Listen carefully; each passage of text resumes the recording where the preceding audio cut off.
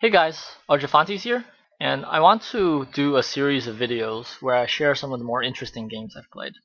There's been a lot of talk about Savior lately, namely how bad it is, and most people go as far as to say never get the unit, which more or less is true. This unit right now is very weak. It has 8 attack for 11 gold, but it takes 8 full turns to construct. So usually what would happen is you'll get this unit on one of the earlier turns and skip a full turn of production. As we know in this game, if you skip a turn, you're probably going to lose, and most Savior games end up with the player losing before the Savior even gets online, or by the time the Savior gets online, the player is so far behind, having 8 extra attack doesn't even make a difference. However, there are a few niche situations where Savior is viable and may even be the best option, and I want to share 2 games today where that is kind of the case. So with that, let's jump into the first game. Here we see a base +5 set, and the 2 units that stand out are Apollo and Shadowfane. Shadowfane generally is a very strong rusher, but in this set in particular, I believe Apollo can counter it, which is why my game plan is actually going to be to go for the Apollo. My opponent feels the same way, and at this point in the game, I realize that it's going to be a long, grindy Apollo game where we're both going to be sniping each other's units and tech structures. So I make a interesting choice. I go for a Savior and a drone. On this turn, the usual play would be to go for triple drone into Blast Forge, and then like Steel Splitter, Blast Forge next turn into Apollo. But I essentially skip a turn. I get a free drone, but I skip a turn in order to get my Savior, which gives my opponent the ability to actually get the first Blast Forge. So I essentially pass the tempo of the game to my opponent. Usually player 1 can get the first Apollo, but now player 2 actually will be the first one to get Apollo. And the game proceeds as such. We both get Apollos, and because he got the first Apollo, he's able to snipe my Blast Forge.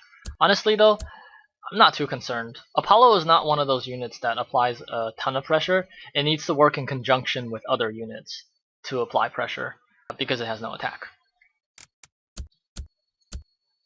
He went for a 4th Blast Forge, which means there's no point in sniping his Blast Forges. He can get as many Apollos as he wants. I'm just going to make sure my units don't die to Apollo that easily. Basically, I'm going for Sentinel here, because Sentinel has 4 health and also produces Engineers, both of which Apollos don't deal with very well. My opponent opts to go for Conduits, which is the classic transition in Apollo games. You amass a bunch of Gauss cannons, which Apollos can't shoot. I, however, go for Sentinel because I know Savior is only 3 turns from completing, and I just need to stall out the game long enough for that Savior to win. Opponent, of course, 3 Gauss cannons. He can breach if he wants to this turn, but it's not a big deal.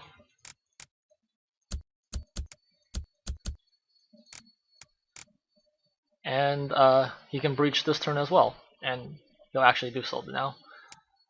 But again, Savior is only 1 turn from finishing, and I have 2 more Gauss cannons.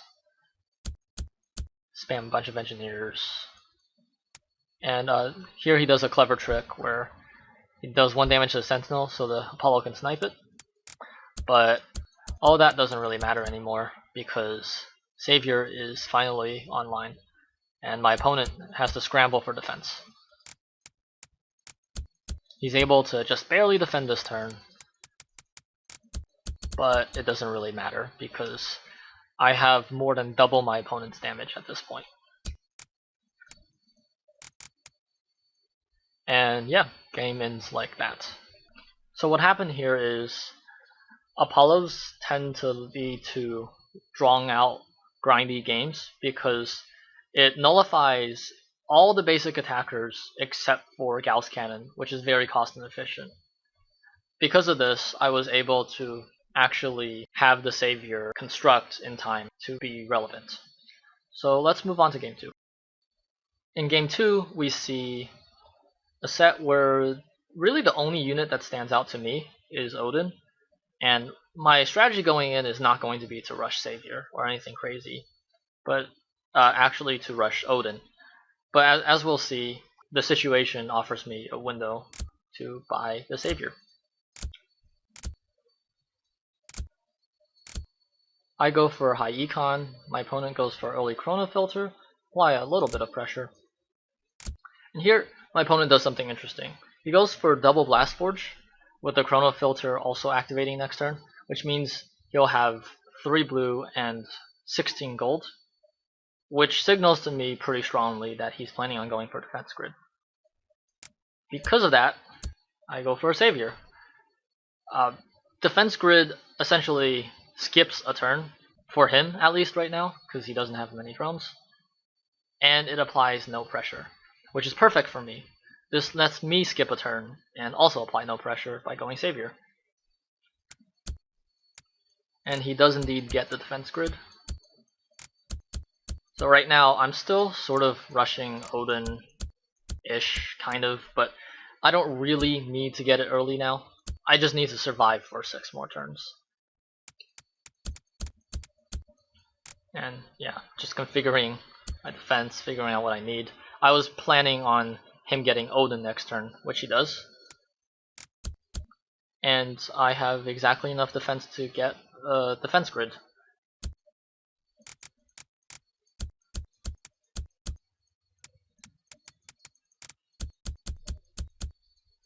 And the game plays out pretty normally after this.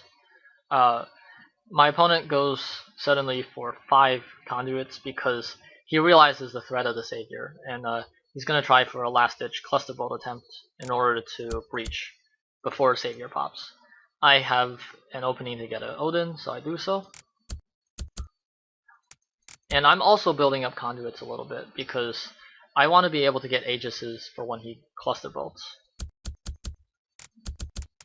And indeed he does so 2 turns before Savior pops, or really a turn before, I guess, because next turn he'll have to build defense.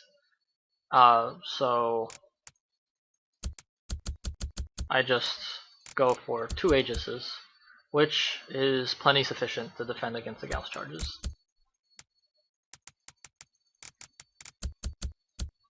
And yeah, so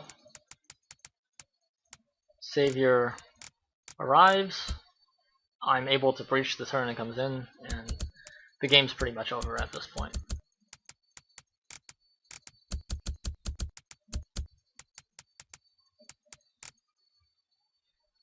Okay, so now granted, this game, even if I didn't have the Savior, if we just go back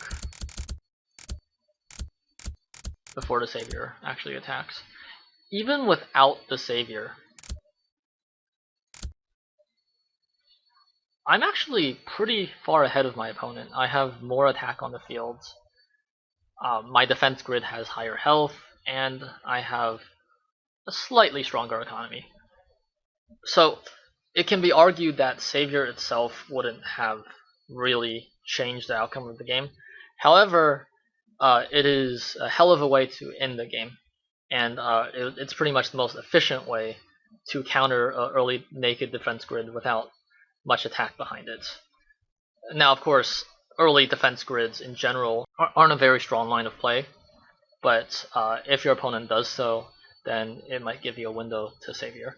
As we see here, a Savior does have certain very, very niche circumstances it is useful in, namely sets with stuff like Aegis and Defense Grid, or stuff like Apollo and Deadeye, which ends up just sniping everything and making most units really bad. Outside of those situations, though, I really don't recommend you get Savior. The unit right now just is really, really bad in any set that can apply any sort of pressure to you. And to be honest, I'm kind of okay with it. I feel like a unit with no tech requirements shouldn't be so strong that it can be gotten every single game. Otherwise, it really dilutes sets. It makes it so that every game becomes a Savior Rush. So yeah, those were my 2 games for today. I hope you enjoyed them. If you have any comments, questions, criticisms, please post them in the comments below. And with that, bye guys.